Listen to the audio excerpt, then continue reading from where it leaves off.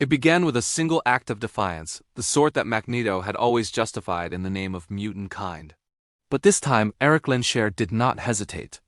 The X-Men watched helplessly as Magneto, master of magnetism, stood atop the ruins of a shattered city, arms stretched wide as steel girders and concrete blocks swirled through the air like leaves. The world had always feared him. Now it had reason. For years, Magneto had danced on the edge between antagonist and antihero.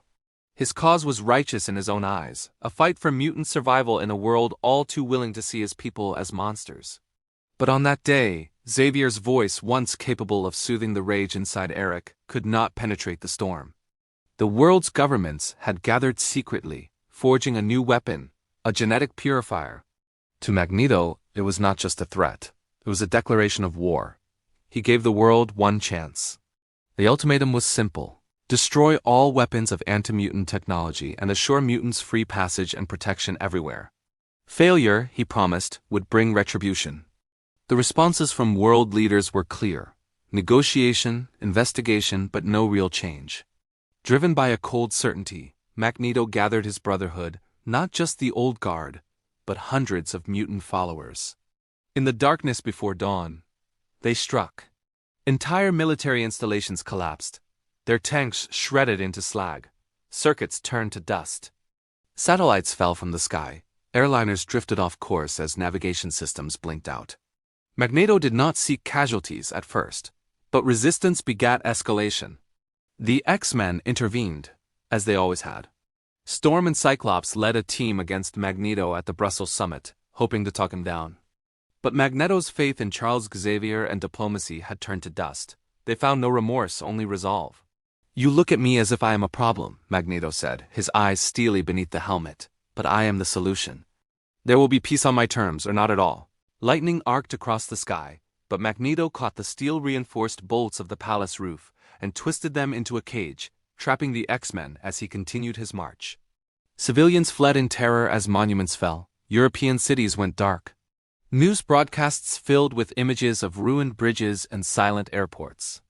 The word echoed across every screen: Magneto. In the underground war room at the X-Mansion, Charles Xavier watched, grief etched into his features. He had always believed Eric could be reached, that beneath the armor and anger was the friend he once knew. Now he wondered if that man remained at all. Military leaders, desperate and terrified, authorized Sentinel deployment. Mutant and machine clashed in streets from Paris to Beijing. Magneto was merciless. His magnetic senses crushed the Sentinels with ease, warping their frames, turning their own missiles inward until one battered Sentinel exploded over a hospital, killing dozens. That night, Magneto addressed the world. Flanked by the Brotherhood, his voice rang out, broadcast through hijacked satellites. "This is not vengeance, but justice. Mutants will inherit the Earth, or there will be nothing left. Choose." Resistance became futile. Regional governments surrendered one by one, repealing anti-mutant laws. But Magneto's demands grew bolder. He ordered the formation of mutant-only enclaves, policed by his Brotherhood. Non-mutants were relocated, often by force. Protests were crushed. Former allies recoiled in horror. Rogue, once his stalwart supporter, pleaded with him in the devastated streets of New York. "You're becoming everything you hated, Eric." Her voice was raw, his was serene. "The weak inherit shackles, Rogue. The strong break them. I am giving our kind the world." The X-Men made one last stand in London. Magneto confronted his old friend Charles amidst the ruins of Big Ben. Charles's face was pale, his voice ghostly over the chaos. "This isn't peace, Eric. It's tyranny. I have only given them what they intended to give us: fear." Final psychic assault met unbreakable will. Charles fell, unconscious, battered by the force of Magneto's rage. Wolverine charged metal claws meeting magnetic force, bones snapping beneath pressure he had never known.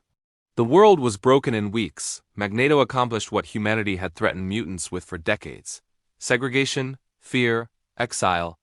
In new citadels of iron and steel, mutants ruled and humans learned to tremble. But even in victory, Magneto found no rest. Whispers began among his own followers. Was this freedom, or just a different kind of prison?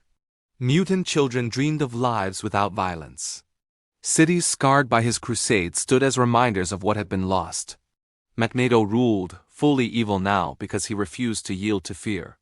Yet, every night, amid the quiet hum of twisted metal against the wind, Eric Lensher wondered if he had lost more than he had won. Not just Charles, not just the world, but the very soul of his cause. The age of Magneto had come.